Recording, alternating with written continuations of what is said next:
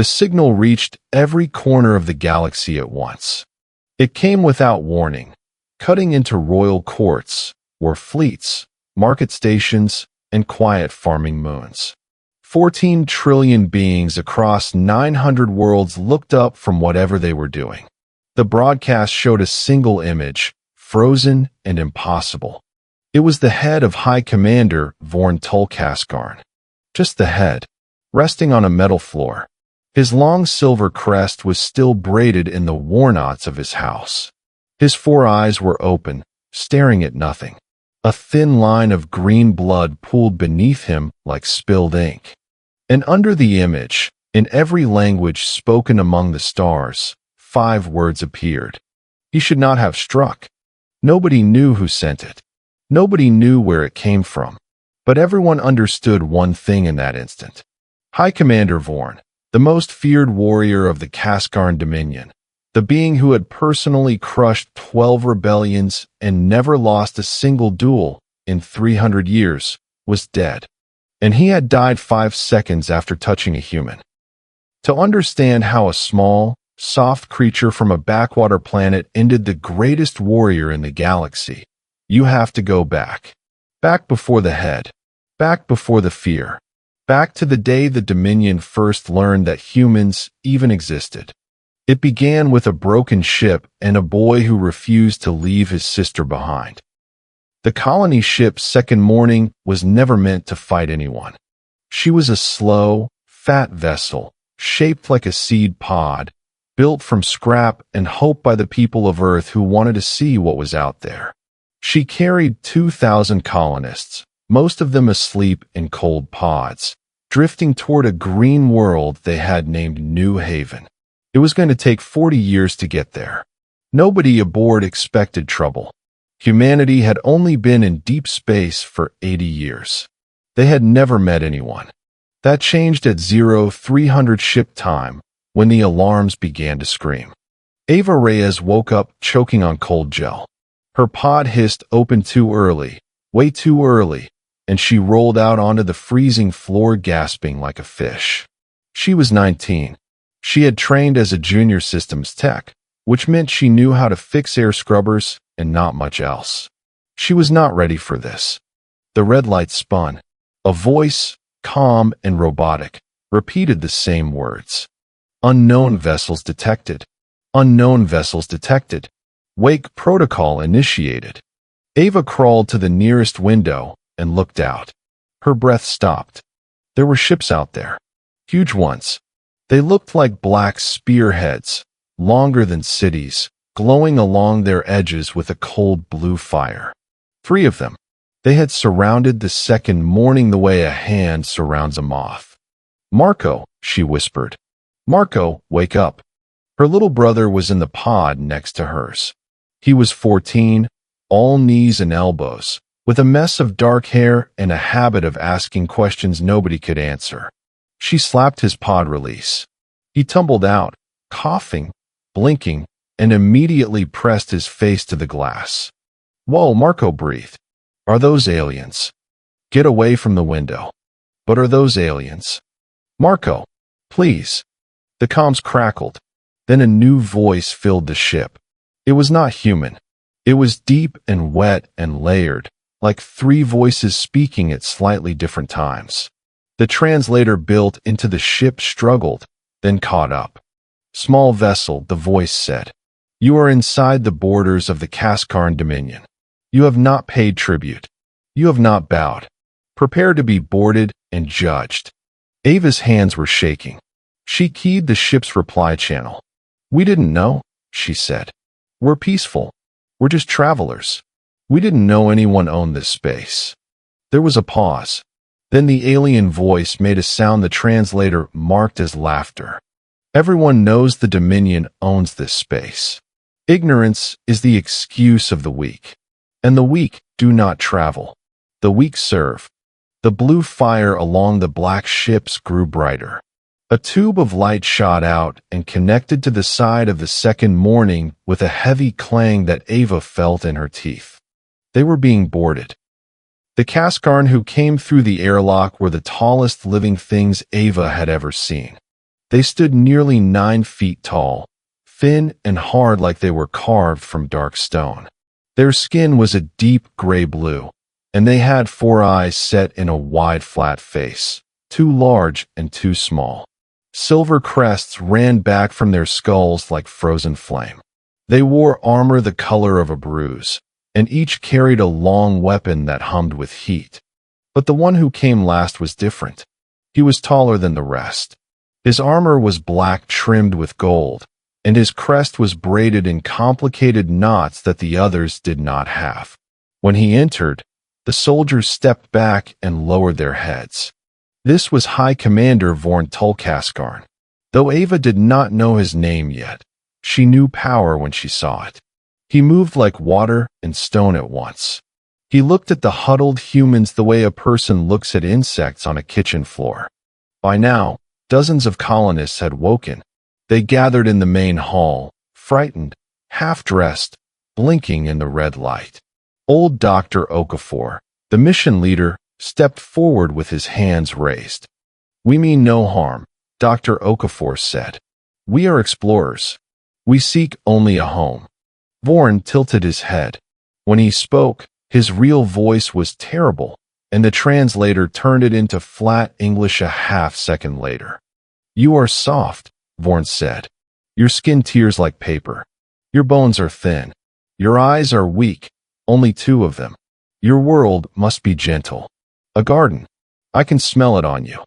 He walked slowly through the crowd. People shrank away from him. He reached out one long finger and pressed it against Dr. Okafor's chest. The old man staggered back from just that light touch. "Weak," Vorn said again, almost gently. "The galaxy is not gentle, little garden creatures. The galaxy is a mouth, and I am its teeth." Marco, standing behind Ava, whispered, "He's kind of dramatic." Ava grabbed his arm so hard he winced. "Shut up." But one of the small alien eyes swiveled toward them. Vorn had heard. The Kaskarn Dominion ruled by a single rule, and the rule was simple. The strong take. The weak give. There was no law above this. There was no mercy inside it. Vorn explained it to the humans as though he were teaching children. Every world the Dominion found was measured. If a world was strong, it was crushed or forced into service as soldiers. If a world was weak, it was harvested. Its people became labor. Its resources became fuel. Its cities became ruins. The measure of strength was decided by the weighing. A single member of the conquered species would face a single Kaskarn warrior. Not the whole species. Just 1 against 1. Because the Kaskarn believed a people could be judged by their best. If the chosen one fought well, the whole world was spared and given a place in the Dominion. If the chosen one fought poorly, the whole world was condemned. It was cruel. It was insane. But it had worked for 800 years, because nobody had ever beaten a Kaskarn in the weighing. Not once. "Choose your champion," Vorn said to the humans. "Choose your strongest. They will face me. If they last 1 minute, your garden world is spared." The humans looked at each other in horror. 1 minute against a 9-foot killing machine who had never lost. "And if we refuse?" Dr. Okafor asked. Vorn smiled, which was a horrible thing to see. All gray teeth and hunger. "Then I'd choose for you," he said. "And I'd choose the small ones first." His eyes went straight to Marco. "No," Ava said. She did not decide to say it. The word just came out of her, loud in the silent hall. Every head turned toward her. Marco's eyes went wide. Vorn looked at her with what might have been surprise. "You object, small female?" "You're not touching him," Ava said. Her voice shook, but she did not step back. "He's a kid.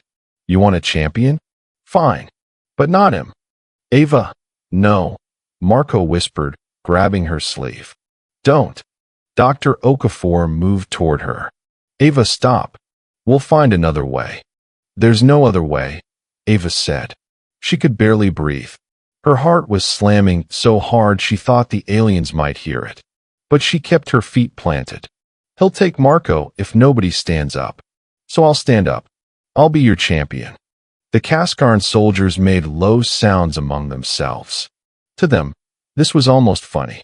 The smallest, softest human, a young female barely more than a child herself, offering to fight the High Commander. Vorn studied her for a long moment with all four eyes.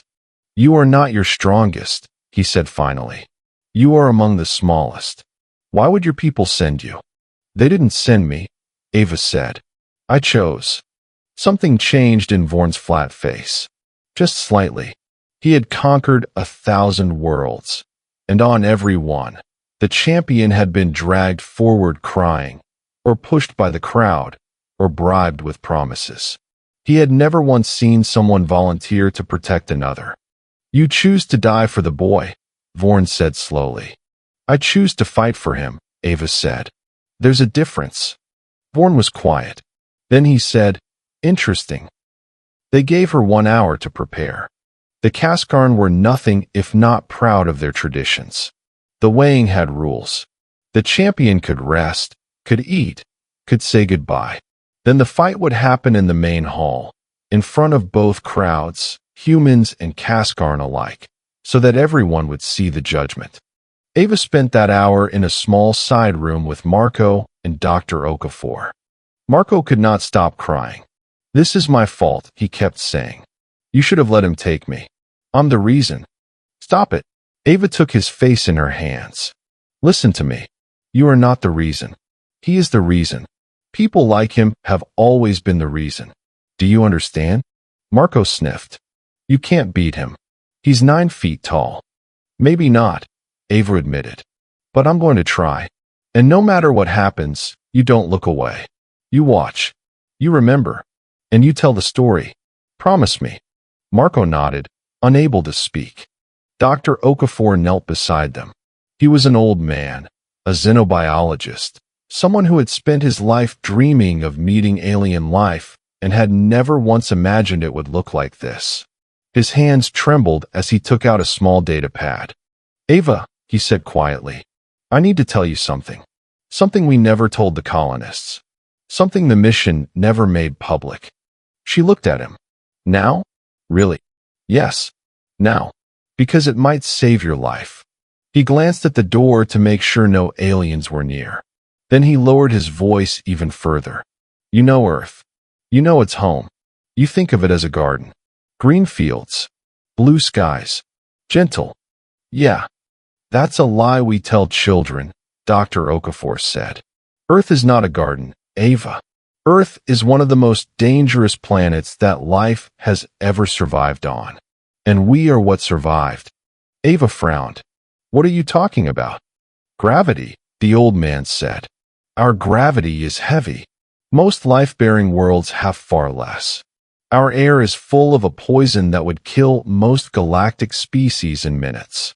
We call it oxygen. Our world spins with storms that can flatten cities. It shakes with earthquakes. It burns. It freezes. Everything on our world is trying to eat everything else, all the time, and has been for 4 billion years." He leaned closer. "And in that furnace, we didn't just survive. We climbed to the top. We are the descendants of things that ran down prey until the prey died of exhaustion. We are the children of creatures that could throw rocks with enough force to kill, that could go days without water, that could heal from wounds that would kill anything softer. Ava, our bodies store pain differently than most life.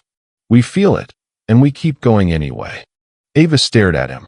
"You're saying we're not weak?"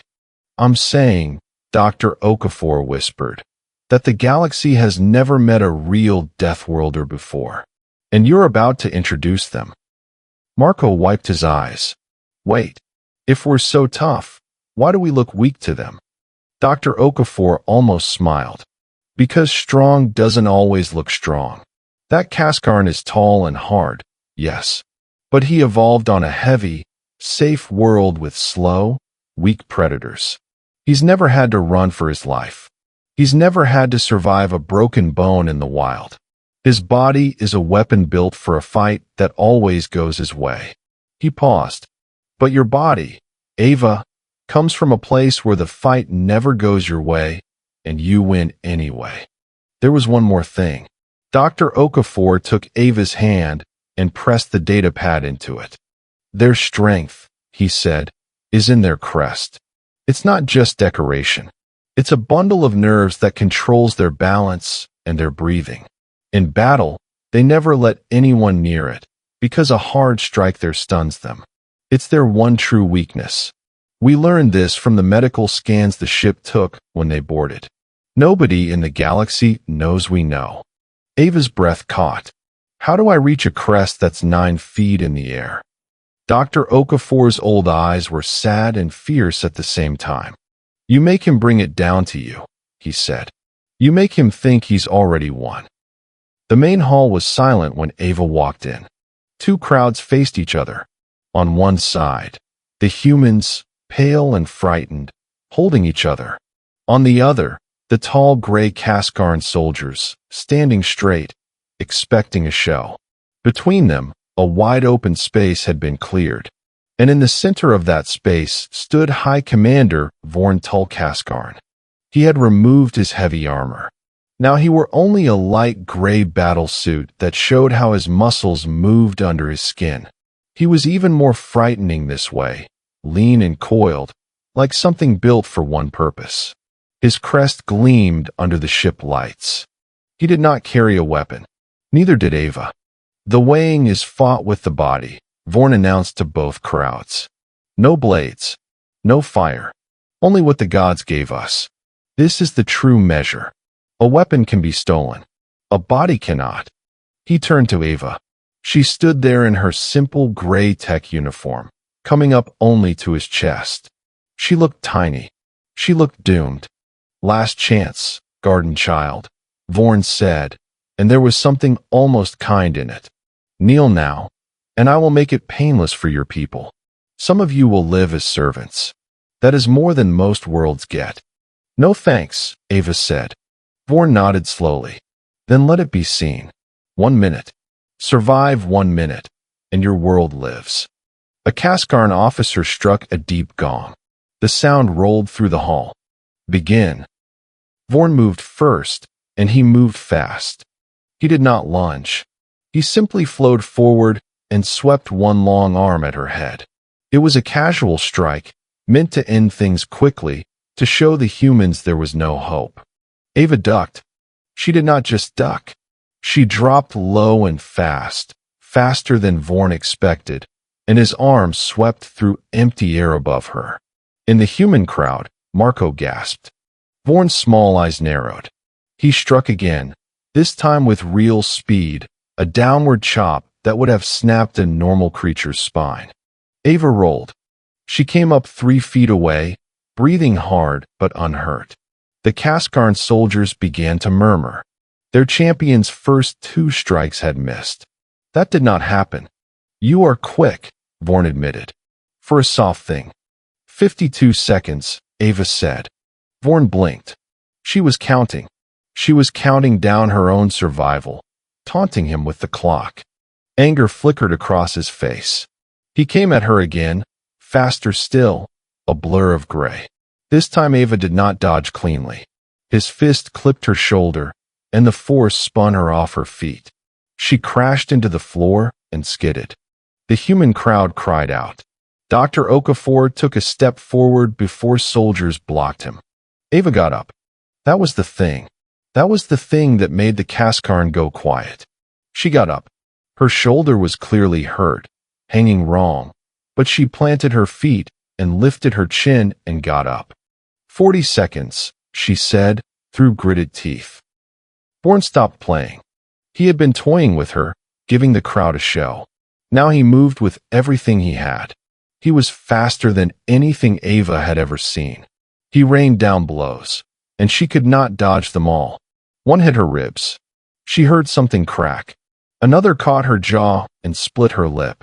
Green Kaskarn floors turned red with human blood. But she kept moving. She kept getting up. Every time Vorn knocked her down, she rose. Slower each time, bleeding more each time, but rising. And with each rise, the hall grew more silent, and the silence grew heavier. The Kaskarn had a saying, "The weak fall and stay fallen." They believed it the way they believed the sun was hot. It had always been true. But this small human female would not stay fallen. "Why?" Vorn said, and for the first time, his voice was not calm. "Why do you not stop?" Ava spat blood onto the floor. One eye was swelling shut. She could barely stand.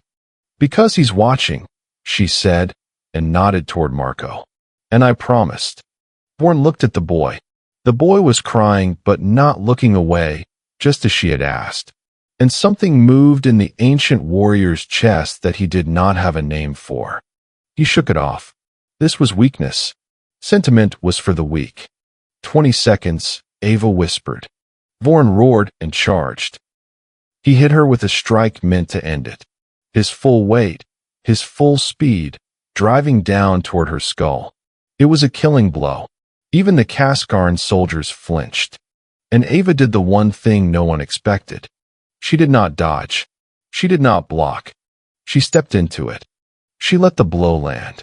It caught her across the side of the head and threw her sideways, and she should have gone down and stayed down. Blood sprayed. The human screamed. But at the exact moment the blow landed, Ava's small hands closed around Vorn's wrist. And when the force of his own strike carried him forward, off balance, she used all her weight, all her heavy world muscle built by 4 billion years of survival, to pull. Vorn's feet left the floor.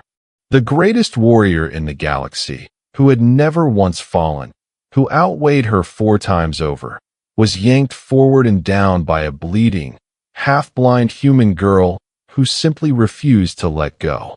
His head came down. His crest came down, right to her level. And Ava, with the last of her strength, drove the hard heel of her palm straight into the base of his silver crest. The sound was terrible. A wet, cracking snap. Vorn Tul Kaskarn made a noise no Kaskarn had ever heard their High Commander make. A high, broken cry. His 4 eyes rolled. His legs folded. And the greatest warrior in 800 years of the Dominion crashed to the floor at the feet of a 19-year-old girl. He did not get up. The hall was utterly, completely silent. Not a single being moved. Humans and Kaskarn alike stared at the fallen giant, and at the small figure swaying above him. The gong had not sounded. The minute was not over. Ava had not just survived. She had won. She looked down at the twitching commander. Then she looked at the frozen soldiers. Then she looked at Marco. "Told you," she rasped. And then she fell too, straight down, unconscious before she hit the floor. What happened in the next hours would be argued about for 100 years. By Dominion law, when a champion fell in the weighing, the challenger's people were spared. That law was iron. But no one had ever imagined the challenger would be the one to fall.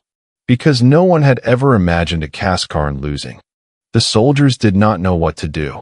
Half of them wanted to kill every human on board to erase the shame. Half of them were frozen by law and tradition. Their commander lay stunned, alive but helpless, his crest cracked, his balance gone. A Kaskarn with a broken crest could not stand, could not fight. In their culture, it was worse than death. It was to become unweighed, a thing without measure, a thing without honor. While they argued, the humans acted. Dr. Okafor and the colonists dragged Ava to the medical bay. They stopped her bleeding. They set her broken ribs. They saved her life. And Marco, the boy who had started it all, refused to leave her side. But Dr. Okafor did something else too. Something that would change everything. He went back into the hall, walked past the confused soldiers, and knelt beside the fallen Vorn. The commander's eyes found him, full of hate and shame. "Kill me," Vorn rasped. "You have the right. I am unweighed. I am nothing now." Dr. Okafor looked at the broken crest. He was a doctor before he was anything else. "No," he said. "I'm going to fix you." Vorn did not understand. For 3 days, while his crest slowly healed under human medical care, he lay in the human medical bay, and did not understand. These creatures had every reason to kill him. He had come to enslave and destroy them. He had beaten their champion nearly to death. And instead they fed him, treated his wounds, and spoke to him gently. "Why?" he finally asked Dr. Okafor. "Why do you save your enemy?" Dr. Okafor was checking the readings on the healing crest. He did not look up. "Because you're hurt," he said simply. "And I can help. That's the only reason I need." "That is madness," Vorn said. "In the Dominion, we finish the wounded. Mercy is weakness. The weak serve." "Yes, I heard your speech." Dr. Okafor finally looked at him. "You know what I think? I think your whole empire is built on a lie. You think strength is about who can hurt who. But the strongest thing I've ever seen was a scared teenage girl standing up for her little brother when every part of her wanted to run. That's not weakness. That's the strongest force in the universe. And you don't even have a word for it." Vorn was quiet for a long time. "We do not," he admitted. "We have no word for what she did. On Earth," Dr. Okafor said, "we call it love." When Ava finally woke, 5 days had passed. She woke to Marco asleep in a chair beside her bed, his head on his arms. She woke to bandages wrapped around half her body and a headache like a collapsing star. And she woke to a 9-foot alien warrior sitting on the floor of the medical bay, watching her. She flinched. "Marco." "It's okay," Marco said, jerking awake. "It's okay, Ava. He's not going to hurt us. It's a whole thing. You've been out for days." Ava looked at Vorn. The commander's crest was healing, held together with human medical mesh. He looked smaller somehow, sitting on the floor. Less like a god, more like a person. "You broke my crest," Vorn said. "You broke my ribs," Ava answered. Vorn made a sound. It took Ava a moment to realize he was laughing. A real laugh, not the cruel one from before. "Yes," he said. "I suppose I did." He leaned forward, and his 4 eyes fixed on her. "I have fought 300 years. 12,000 duels. I have never lost. And I was beaten by a child who chose to fight for her brother. I have thought about nothing else for 5 days. And I have realized something that frightens me more than death." "What's that?" Ava asked. "I have realized," Vorn said slowly, "that everything I believed about strength is wrong. And if I am wrong, then the Dominion is wrong. And if the Dominion is wrong, then 800 years of conquest, every world I crushed, every people I enslaved." His voice broke. "I have been the teeth of a mouth that should have been a hand." Here is the thing about the Kaskarn Dominion that Ava did not yet understand. It was enormous. 900 worlds. 14 trillion beings. A war fleet that could darken stars. And it was held together by fear and by one belief, that the Kaskarn were the strongest and the strong deserved to rule. For 800 years, no one had proven otherwise. But Vorn had a plan, and it was a plan born from shame and hope in equal measure. Because here was the deeper truth. Vorn Tulkaskarn was not just a high commander. He was one of the 9, the ruling council that governed the entire Dominion. His voice carried weight across 900 worlds. And he had just lost. Publicly. In front of witnesses. When word reaches the council, Vorn said grimly, they will not believe it. And when they do believe it, they will send someone to erase it. Overlord Skarn will not allow a story like this to spread. A single human beat a high commander. If that story lives, then every enslaved world in the Dominion will start to wonder if the strong can fall. So they'll come here, Ava said. To kill us. To bury the truth. Yes, Vorn said. They will send the 8th Fleet. It will arrive in perhaps 30 days. And they will not offer a weighing. They will simply destroy your ship and everyone on it, and me as well, for the crime of being beaten. Marco went pale. Then we have to run. You cannot outrun the 8th Fleet, Vorn said. No one can. Ava sat up despite the pain. Her mind, sharp even now, was already turning. Then we don't run, she said. We do something they'd never expect. There is a place, Vorn said, where the story cannot be erased. He explained it to Ava, Marco, and Dr. Okafor over the following hours. In the Dominion, there was one law even the Overlord could not break. It was called the Grand Weighing. It was ancient, older than the Empire itself. If any being could reach the sacred world of Cascarn Prime and stand before all 9 members of the Council, they had the right to challenge the very belief that held the Empire together. The catch was, no one had ever done it, because no one had ever had a reason the Council would accept. The challenge required proof.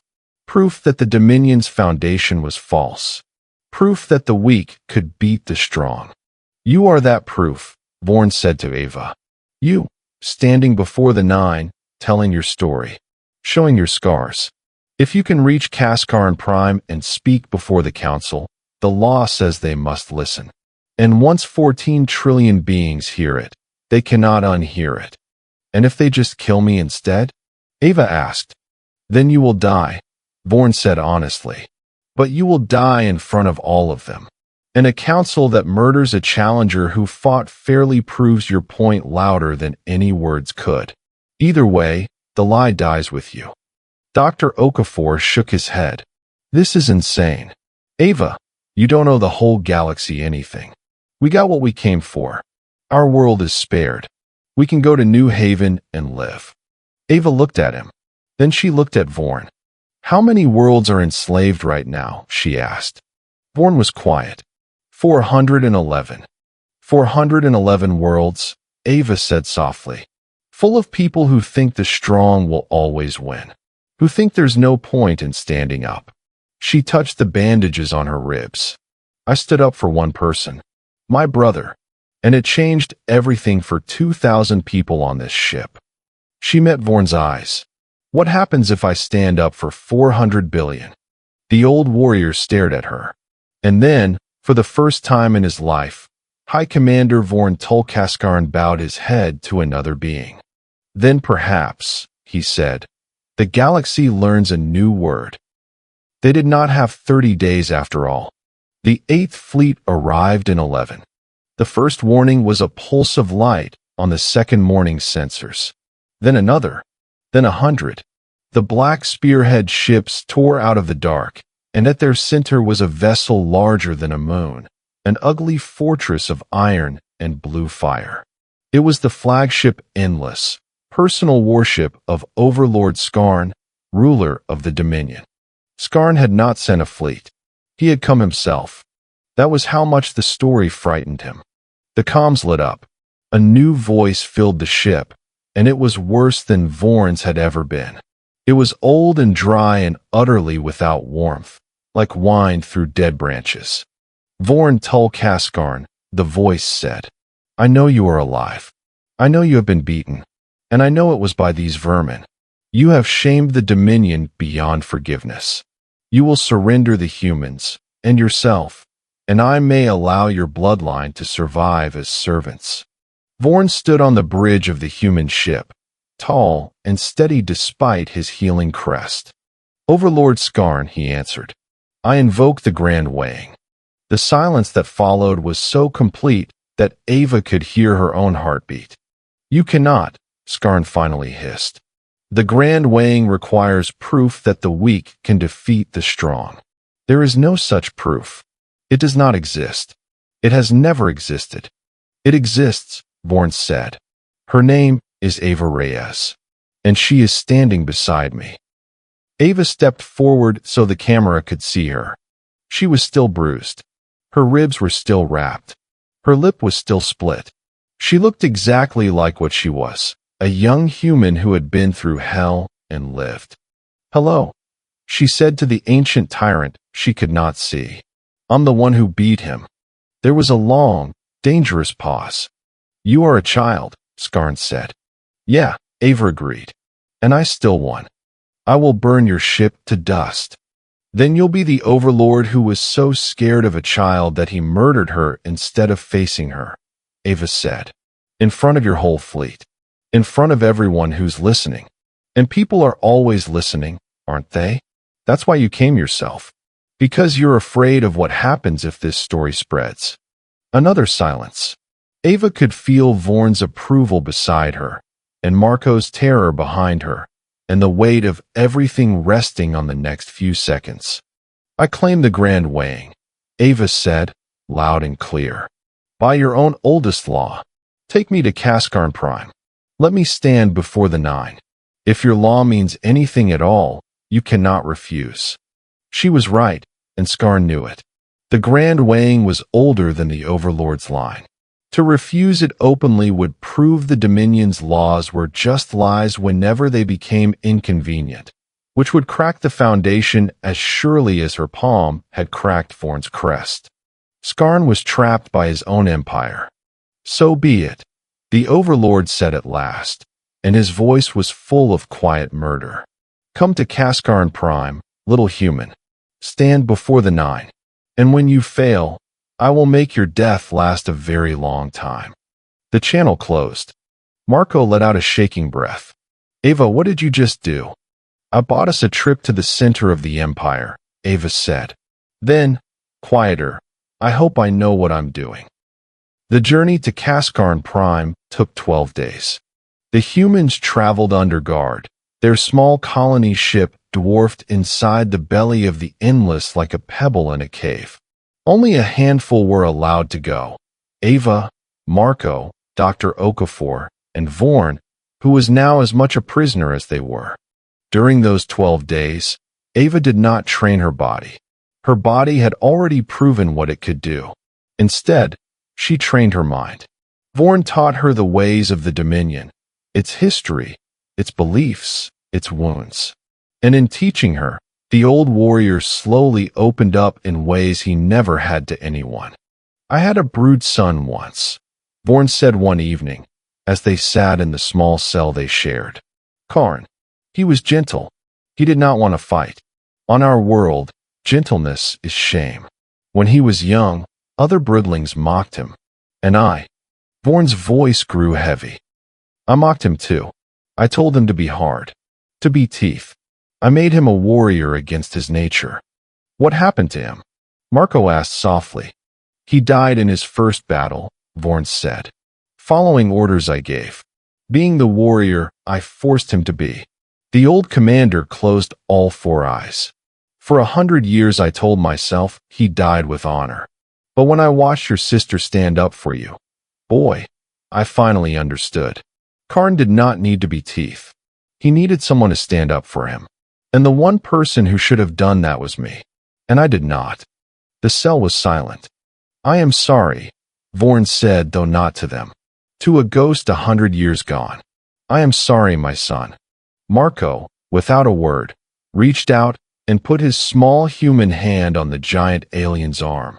Vorn looked at it as though he had never seen anything so strange. And then, very carefully, he covered it with his own huge hand. Ava watched and understood something. The war they were about to fight was not going to be won with fists. It was going to be won with exactly this. With the thing the Dominion had no word for. Cascarn Prime was the most beautiful and most terrible thing Ava had ever seen. It was a world of black stone and silver cities, wrapped in rings of ancient warships. Statues of conquerors rose miles into the sky. The whole planet was a monument to strength, to victory, to the crushing of the weak. Everywhere Ava looked, there were images of Cascarn boots on the necks of conquered species. And in the heart of the capital stood the Hall of the Nine. It was a vast round chamber, open to the black sky, ringed with tiers of stone seats. When the humans were brought in, those seats were full, not just with the Nine, but with representatives from across the Dominion, and with cameras, because Skarn had made a calculation. He would let the whole galaxy watch the human fail. He would turn Ava's challenge into a warning. He did not understand what he was really doing. He did not understand that he was giving her the biggest stage in galactic history. At the center of the chamber, on 9 towering thrones, sat the council. 8 of them were Cascarn, gray and hard and ancient. And on the tallest throne sat Overlord Skarn himself. He was old beyond counting. His skin had gone nearly white. His crest was cracked with age but still braided in the knots of absolute power. His 4 eyes were pale and cold as ice. When he looked down at Ava, she felt the full weight of 800 years of conquest pressing on her. So Skarn said, "The child comes to teach the 9. "No," Ava said, her voice carrying across the great chamber. "The child comes to ask you a question." "Ask then," Skarn said, amused. "Ask before you die." Ava stepped into the center of the chamber. 14 trillion beings were watching through the cameras. She had never spoken to more than a classroom in her life. Her hands were shaking.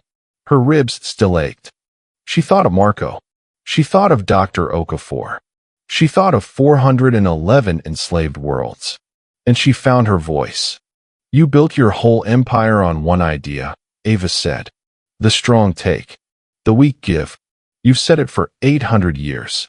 And for 800 years, no one could argue, because no Kaskarn had ever lost the weighing." She turned slowly, looking up at each of the 9. "But I beat your greatest warrior. So here's my question. If your strongest can fall to my weakest, then how do you know you're strong at all?" A murmur ran through the watching crowd. "You beat one commander," Skarn said dismissively. "One accident. One trick. It proves nothing." "Then let me prove it again," Ava said. "That's what the grand weighing is, right? A trial. So put me to it. Bring your best. Not Vorn. Someone fresh. Someone at full strength. And when I beat them too, you'll have your answer." Skarn's pale eyes narrowed. He had expected her to beg for her people. He had expected fear. Instead, she was demanding to fight again. "You are wounded," Skarn said. "You can barely stand." "So handicap me even more," Ava said. "I don't care. Because it was never about my body. And I think, deep down, you know that. That's what scares you." She raised her voice so the cameras caught every word. "You're not afraid I'll lose, Skarn. You're afraid I'll win. Because if a broken, bleeding human girl can beat a healthy Kaskarn warrior, then everything you've ever told your people is a lie." The chamber erupted in noise. Skarn rose from his throne. The noise died instantly. When the Overlord stood, the entire Dominion held its breath. "Very well," Skarn said. His voice was soft, and somehow that was more frightening than a shout. "You want a trial, child? Then you shall have the oldest trial of all. Not against a warrior." His pale eyes gleamed. "Against me." Gasps rippled through the crowd. Even the other 8 council members turned toward him in shock. "Overlord," one of them said. "You cannot. The law forbids the Overlord from personal combat in the Grand." "The law," Skarn hissed, "is what I say it is." He stepped down from his throne, and even at his great age, he moved like a storm. "I have not fought in 200 years. Not because I am weak. Because no one was worth the effort. But this child has questioned the foundation of the Dominion. So I will answer her the old way, with my own hands. And when I crush her, every world in the Empire will remember why we rule." Vorn stepped forward, alarmed. "Skarn, no. She is wounded. This is not the weighing. This is murder. This is strength," Skarn snarled. "The thing you have forgotten, Vorn. The thing that made you soft enough to lose to vermin." He turned to Ava. "Do you accept, child? Or do you finally show your true weakness and run?" Marco grabbed Ava's arm. "Don't," he begged. "Ava, please. You can barely walk. He'll kill you." Ava looked at her brother. Then she looked up at the ancient tyrant, older than her whole civilization, stronger than anything she had ever faced. "I accept," she said. The chamber was cleared for combat. Ava stood alone in the center. Skarn faced her, having removed his robes of office. Beneath them, even at 800 years old, his body was a horror of hard muscle and old scars, each one a victory, each one a life he had ended.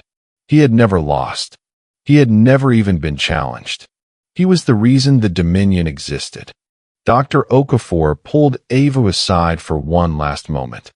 His crest, the old doctor whispered. The same trick won't work.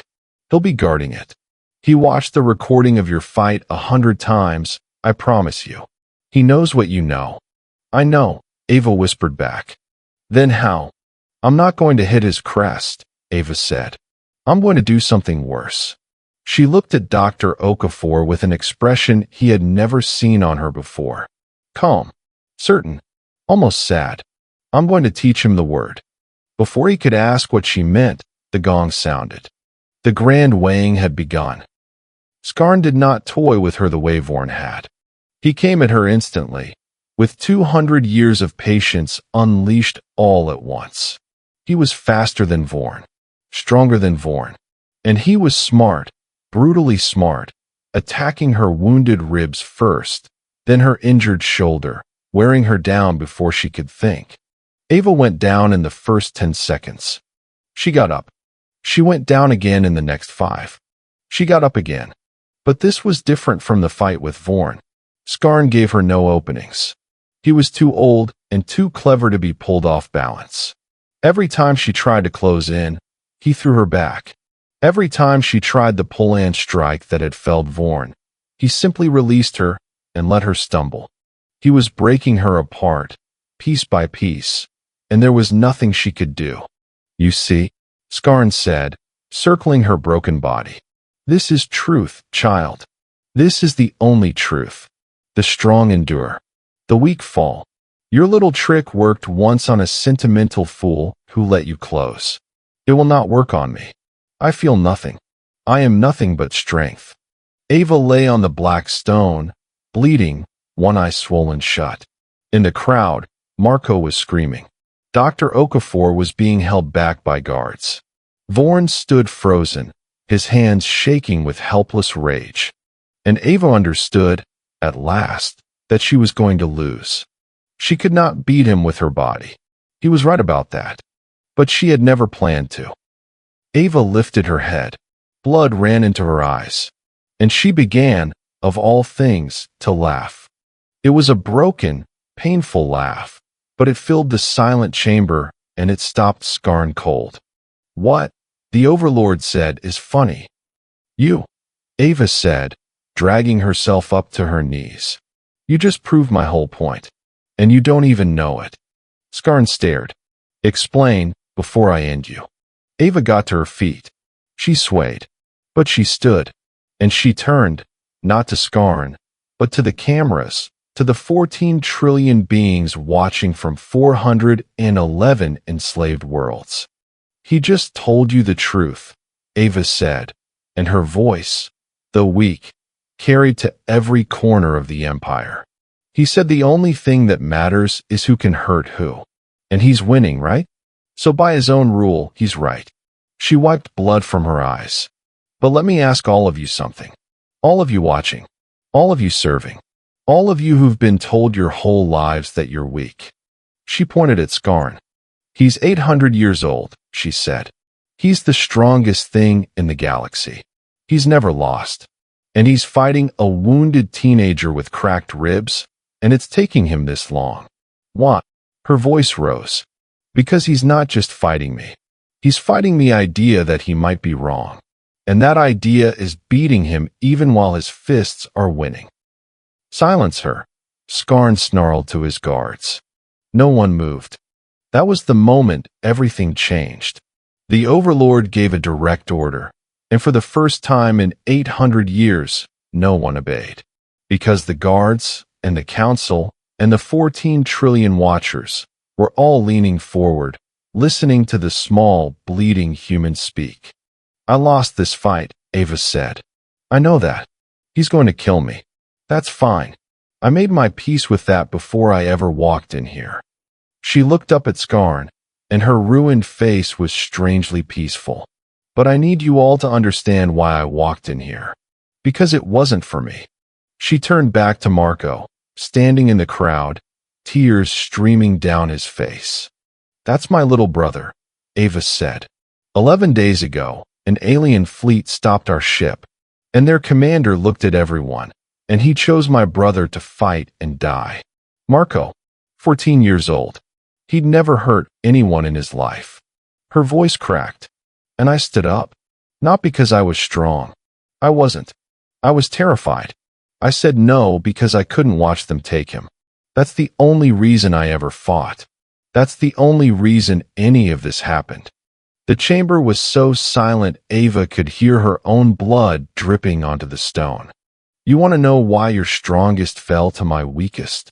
Ava asked Skarn. Because your strongest fights for himself, and my weakest fights for the people she loves. And when you're fighting for someone else, you don't stop. You don't fall. You can't. Because falling means they fall too.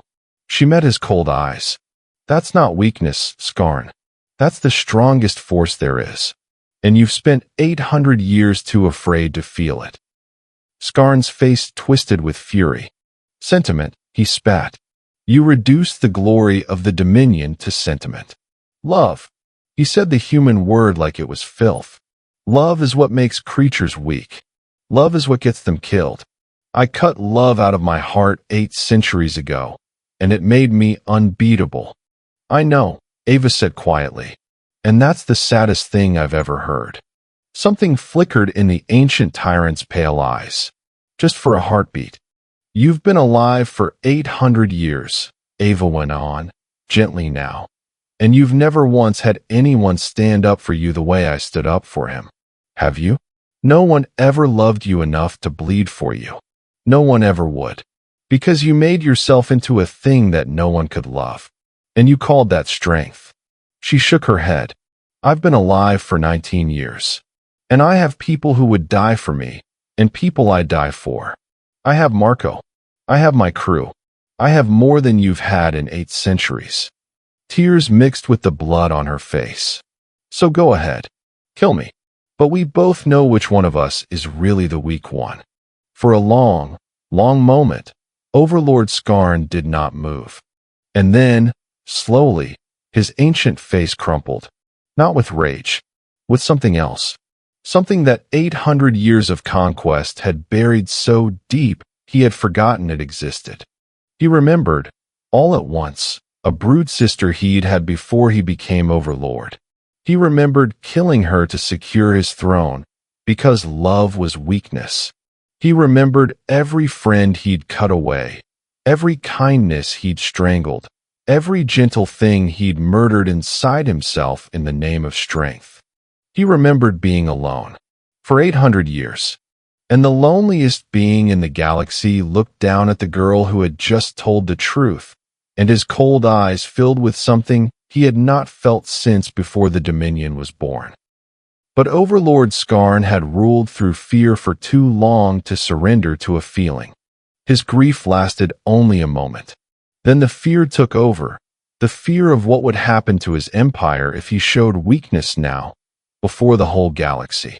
And a cornered tyrant is the most dangerous thing of all. And oh, Skarn roared, you will not do this to me. You will not unmake 800 years with your poison words. He lunged at Ava, not to fight her, but to kill her, to silence her forever with one final blow of his massive fist. Ava was too hurt to dodge. She simply closed her eyes. And Vorn Tulkaskarn moved. The old commander, healing crest and all, threw himself between the Overlord and the girl. He was not fast enough to stop the blow, but he was big enough to take it. Skarn's killing fist crashed into Vorn's chest instead of Ava's skull, and the sound of it echoed like thunder. Vorn staggered back, mortally wounded, green blood pouring from his mouth. But he stayed on his feet. He stood in front of Ava like a wall. You, Skarn breathed, staring at his oldest general. You would die for the vermin? Not for the vermin, Vorn said, and his voice was strong even as he died. For my daughter. He looked back at Ava, at Marco, at the strange soft humans who had shown him mercy when he deserved none. I failed my son, Skarn. I will not fail these children. They taught me the word, and now I finally understand it. He turned back to the Overlord. Love, Vorn said, is not weakness. Love is the only thing worth being strong for. Skarn drew back his fist to finish them both. He never got the chance. Because the guards moved at last. Not toward the humans. Toward Skarn. One by one. The soldiers of the Dominion, the sons and daughters of 800 years of conquest, lowered their weapons and stepped between their overlord and the girl. Then the council members rose from their thrones. Then, in the tiers above, the representatives of 100 worlds stood. And out in the galaxy, on 411 enslaved planets, 14 trillion beings watched a small human girl and a dying old warrior stand together. And they understood, all at once, that the lie was over. The strong do not deserve to rule. The loving do. Skarn looked around at his crumbling empire, at every face turned against him, and for the first time in 8 centuries, the most powerful being in the galaxy was afraid. "This is madness," he whispered. "You would throw away everything we built. For feelings?" "No," said the eldest of the council, an ancient Kaskarn who had served Skarn for 400 years. "We would throw away everything you built, and build something better." She looked at Ava with something like awe. "The child is right, Skarn. We have been strong for so long that we forgot to ask what we were being strong for. And the answer, all this time, was nothing. We conquered the galaxy and gained an empire of the lonely." She turned to the guards. "Take him," she said. "The reign of teeth is over." Overlord Skarn did not go quietly. He fought. Of course he fought. It was all he knew. He was old, but he was still the strongest Kaskarn alive, and he tore through the first rank of guards like paper. He would rather die fighting than live in a galaxy that had learned Ava's lesson. But even the strongest cannot fight a whole empire that has stopped being afraid. They brought him down together. Not one champion against him, the way the weighing demanded. All of them at once. Dozens of hands, and then hundreds, working together, holding together, refusing to fall because the ones beside them refused to fall. It was, Ava realized as she watched, the truest lesson of all. One person standing up is brave, but a whole galaxy standing up together is unstoppable. When it was over, Overlord Skarn lay defeated on the black stone floor of the Hall of the Nine, and the broadcast that reached every corner of the galaxy showed his fall to 14 trillion watching beings. That was the image the galaxy remembered. That was the moment the mysterious signal from the very beginning finally made sense. Because it had not been a threat. It had been a promise, sent by the council, in the hours after, so that no world would ever forget. The severed image, the fallen tyrant, the 5 words beneath. He should not have struck. But there is one more truth to tell. The biggest one. The one that had been hidden all along. While the galaxy celebrated, while the enslaved worlds broke their chains, while Vorn Tulkaskarn lay dying in the arms of the 2 children who had changed everything, Dr. Okafor knelt beside the old warrior and finally understood the secret he had carried since the very first day. Because he had lied. Not to the aliens. To Ava. "Doctor," Vorn breathed, his life fading. "The girl. Her strength. You told her it came from your world. From gravity. From poison air. From billions of years of survival." "I did," Dr. Okafor said quietly. "That was not the whole truth," Vorn said. It was not a question. His 4 dimming eyes were wise now, at the end. "I have fought 1,000 Deathworlders, Doctor. Species from worlds 10 times crueler than yours. Species with claws and armor and poison. I beat them all. Physical strength did not defeat me. So what did?" Dr. Okafor was silent for a long moment. Then he told the truth at last, the truth he had hidden even from Ava, because if she had known, she might not have found the courage. "Our bodies aren't special," Dr. Okafor admitted. "Not really. Oh, we're tough. But there are tougher. You're right. That's not what beat you." He looked at Ava, cradling the dying warrior, her little brother pressed against her side. What beats you, Commander, is that a human will do the impossible for someone they love, and then keep doing it after the impossible is done. We don't have a limit that logic can find. A human mother will lift a car off her child. A human soldier will run into fire for a friend. We break the rules of what a body can do, because to us, the people we love matter more than the rules. That's the Deathworld trait. Not our muscles, our hearts. Vorn Tulkaskarn smiled, and it was the most peaceful smile the galaxy had ever seen on a Kaskarn face. Then the galaxy did not fear the wrong thing, he whispered. It should have feared this all along. Not your strength. Your love. The one weapon we could never build. The one thing we threw away. His eyes found Marco. Boy, he said, when I first came aboard your ship, I chose you to die. Do you remember? Marco nodded, crying. I am glad your sister said no, Vorn said softly. I am glad, in the last days of my life, I got to see what a person becomes when someone loves them enough to stand in the way. His huge hand found Marco's small one last time.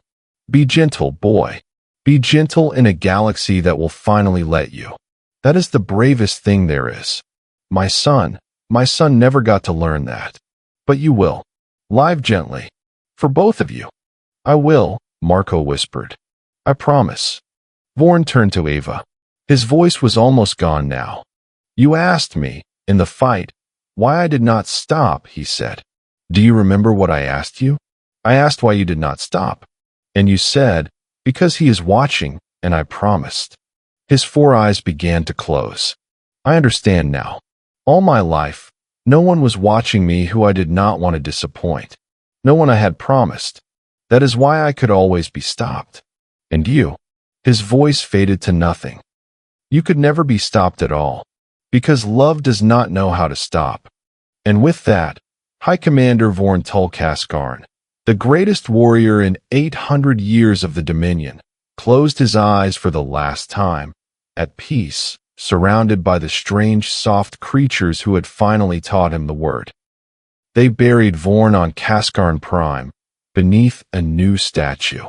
It was the first statue in the Empire's history that did not show a boot on a neck. Instead, it showed a 9-foot warrior standing in front of 2 small humans, his arms spread wide, shielding them. Beneath it, carved in every language of the galaxy, were his final words. Love is the only thing worth being strong for. The Dominion did not vanish overnight. 800 years of cruelty do not heal in a day. But it changed. The Council of 9 became a Council of Many, with seats for every freed world. The weighing was abolished forever. And the 411 enslaved worlds became 411 free ones, joining together not out of fear, but out of choice. They needed a new name for what they were becoming, something to replace the Dominion. In the end, they chose a human word, because it was the humans who had taught them the idea it stood for. They called it the Union. Ava Reyes did not stay to rule it, though they begged her to. She was not a queen. She was a systems tech from a colony ship, a girl who had once been so scared she could barely stand, who had stood anyway.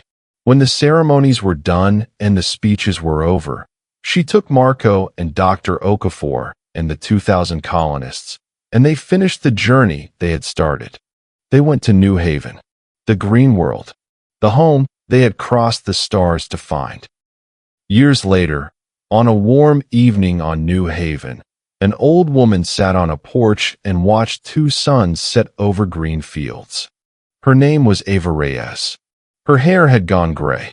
Her hands were spotted with age. Her ribs, broken so long ago in a fight that changed the galaxy, still ached when it rained. She never minded. The ache reminded her. Beside her sat her brother, Marco, not a boy anymore, but a grown man with children of his own, children who were even now running through the fields, laughing, safe, free. He had kept his promise to Vorn. He had grown up gentle. He had become a healer, like Dr. Okafor before him, and he had spent his life helping others across 100 worlds. They still tell the story, you know, Marco said, watching the suns go down. On every world in the Union. They tell it to their kids at night. I know, Ava said. They always get the ending wrong, though, Marco said, smiling. They say the human girl beat the tyrant with her fists. They make it about being strong. Ava laughed softly. Let them. The truth is harder to fit in a bedtime story. What is the truth? Marco asked, though he already knew. He just liked to hear her say it. The old woman looked out at her brother's children playing in the fields, safe under 2 setting suns, on a world that would never again bow to anyone. The truth, Ava said, is that I never beat anybody. I just refused to let go of the people I loved. And it turned out the whole galaxy had been waiting for someone to show them that was allowed. Somewhere in the fields, a child laughed. The suns touched the horizon, and the light turned everything to gold. That's the whole secret, the old woman said softly, to no one and everyone. The strongest thing in the universe was never a fist. It was a girl who said no, not him, and meant it with her whole heart. And as the last of the light faded, and the first stars of the free galaxy came out overhead, Ava Reyes closed her eyes and smiled and rested at last, having taught 14 trillion beings the only word that had ever really mattered.